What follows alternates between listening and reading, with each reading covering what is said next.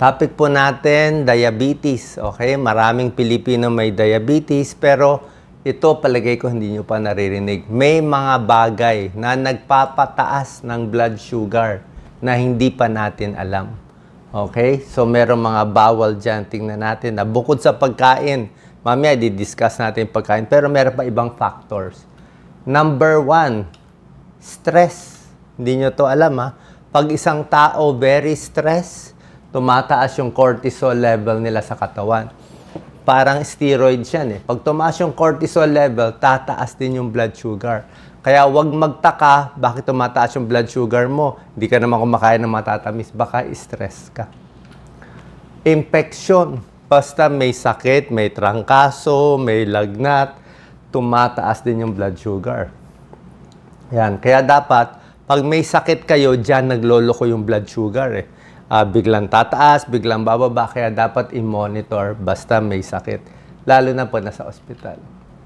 May mga gamot na nagpapataas ng blood sugar. Yung mga steroids nagpapataas. May ibang mga gamot sa utak, sa mental health, nagpapataas din. So pag naka-steroids, prednisone, dexamethasone, pwedeng tumaas blood sugar mo. So, hindi. Pag nireseta ng doktor, iinumin nyo pa rin yung steroids, pero at least babantayan natin. So, mas bantay sa blood sugar pag stress, may sakit, at may gamot na iniinom. Siyempre, pag sobra din kain ng protina, hindi lang matatamis, pati protina, maraming protein, possible din tumaas yung sugar mo. Kahit yung mga artificial sweetener, di ba, sasabihin natin, 0 calories yan, walang problema dapat. Pero ang problema nga kasi dito sa artificial sweetener, ang tingin ng katawan natin parang sugar siya eh. So sabi ng katawan natin, may matamis. So magre-ready yung katawan ng insulin. Kaya lang, wala namang matamis pumapasok. Kaya nadilito yung katawan natin. Kaya pag mahilig ka sa mga diet na soft drinks, okay nga, wala nga calories, pero mapapakain ka pa rin ng matatamis. So hindi pa rin siya maganda sa katawan. Alak, okay? Nakakataas ng blood sugar. Mataas ang calories ng alak. Dehydrated, okay? Pag kulang sa tubig, kulang sa inom sa tubig, hindi nyo to alam ha. Pag dehydrated, yan napakahalaga. Pwedeng tumaas ang sugar. Sobrang init, ganun din nangyayari. Dehydration, sobrang init, very humid. Nagugulo din yung insulin sa katawan. Kulang sa tulog, okay? Magugulat kayo. Anong connection nito? Pero pwede rin yan. Pag kulang sa tulog ka, hindi lang matataas ang blood sugar mo, pati blood pressure. Blood pressure mataas pag kulang sa tulog. Heart rate, mabilis din. Pag kulang sa tulog, malakas ang palpitasyon. Pati sugar mo, mataas ang stress level. May tinatawag na dawn phenomenon. Pag gising sa umaga, naturally tumataas yung blood sugar. Merong ganun din eh. So, may mga tao nakaka-experience nito. Pagising sa umaga, siyempre maraming gagawin, maraming stress, tataas yung cortisol level, sumasabay yung blood sugar. Pero hindi yan sa lahat ng tao. Yung iba naman, may tinatawag na Somogyi effect. Ibig sabihin, pag sa gabi, pag gutom na gutom siya sa gabi, babagsak yung blood sugar sa gabi. So, pag bagsak, gagawin ng katawan mo, parang ang first aid ng katawan mo, ipipilit itaas yung blood sugar. So, pag sumobra baba naman yung blood sugar, pag gising mo, tataas yan pag gising mo. So, merong ganun kaya minomonitor. So, marami talagang variation bakit tumataas yung blood sugar. Ngayon naman, pag-usapan natin yung mga pagkaing dapat iwasan at mga pagkain nakakatulong para bumaba sa blood sugar. Meron dito, alam nyo na, pero baka iba dito, hindi nyo pa alam. Dito muna tayo sa mga iiwasan, medyo bawal na babawasan, di ba? Hindi man totally bawal, pero bawas. Hindi nyo alam, maraming sarsa na matamis. Maraming sugar at maraming salt, okay? Kala mo, sauce naman yan, di naman asukal yan. Ketchup, matamis. Barbecue sauce, matamis. Sa salad, matamis, mataba pa, Thousand Island. So, salad dressing, barbecue sauce, ketchup, ranch sauce, lahat yan matatamis. Tulad na sinabi ko, artificial sweetener, hindi rin maganda. Sugary foods, ito obvious na to. 'Di ba? Alam nyo na yan. Pag kumain kayo nito, talagang tataas yan. Expected nyo na yan. Matatamis na soft drinks, puro asukal yan. 12 teaspoons of sugar, alam nyo na rin yan. Puro kanin, carbohydrates, french fries, ito alam nyo na rin dapat to na konting bawas. Okay? High carbohydrates, okay, mga bars, chocolate, candy, expected na yan. Processed foods, fried foods, di ba?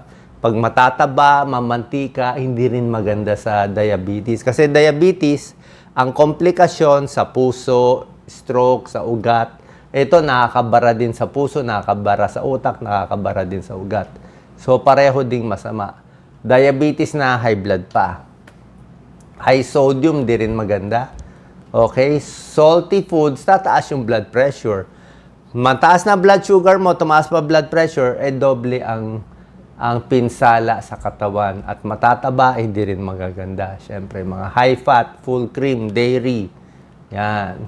Alak, sabi ko na rin.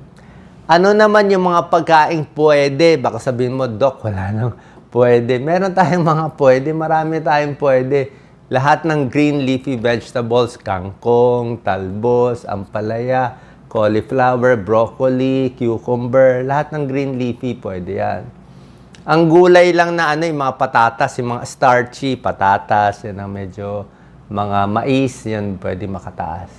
Whole grains, brown rice, wheat bread, yan pwede yan.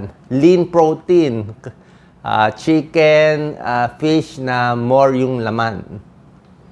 Nuts and seeds, basta wag lang maalat, wag lang prito, okay din yan. Isang dakot lang isang dakot lang ang requirement. Strawberries, very healthy ang strawberries, maraming prutas. Pwede. Green tea, pwede, walang calories. Mababa calories nito, hindi siya matamis. Apple cider vinegar, actually may pag-aaral to. Okay, meron na mga ilang pag-aaral. Sa tao ginawa, nakakababa ng blood sugar. Yung iba nga hinahalo sa salad, pero ang paghalo sa pagkain, mga 2 kutsarita, 2 times a day. Yung iba ganun ginagawa, 2 kutsarita, may konting pag-aaral na yon. Nakita ko na yung pag-aaral nila. Pero kung gusto mo, sama mo sa salad para hindi masyado maasim. Tapos yung 2 kutsaritang apple cider, nilalagay sa isang basong tubig. Kung gusto mo, halo na lang sa salad o sausawan, pwede rin. Sukang puti, pwede rin. Tubig, syempre, maganda sa blood sugar. Tubig yan Imbis na matamis ang ininom mo, tubig, di mas maganda, hindi tataas blood sugar mo. Chamomile tea, ginger tea, luya, salabat, herbal tea, pwede rin lahat yan. Okay? So, kanina, lahat ng gulay pwede. Sa prutas, ano ang pwede? May mga prutas na medyo bawal sa diabetes. Yung high glycemic index, yan Melon, ang tamis Basta more than 50, mataas. More than 50 glycemic index, mataas. Less than 50, okay yan. Pakwan, pwede konting-konti lang matamis Pineapple, 66, matamis. Melon, raisins, papaya, grapes, mataas. Pinya. Ito, overripe. Pag overripe yung saging, hindi pwede. Tama lang dapat. Ang mga low glycemic index, ito yung mga low. Apple, ito, 20 to 49. Apple, avocado, strawberry, suha, peach, pero wala tayong peach, peras, pear, strawberry. Yan ang medyo mababa. Okay, ito grapefruit, ito pears, apples. Yan ang lang, konti lang ang mga mabababa. Okay, sana po nakatulong tong video para alam nyo yung mga nagpapataas bigla sa blood sugar na hindi nyo inaasahan. Salamat po.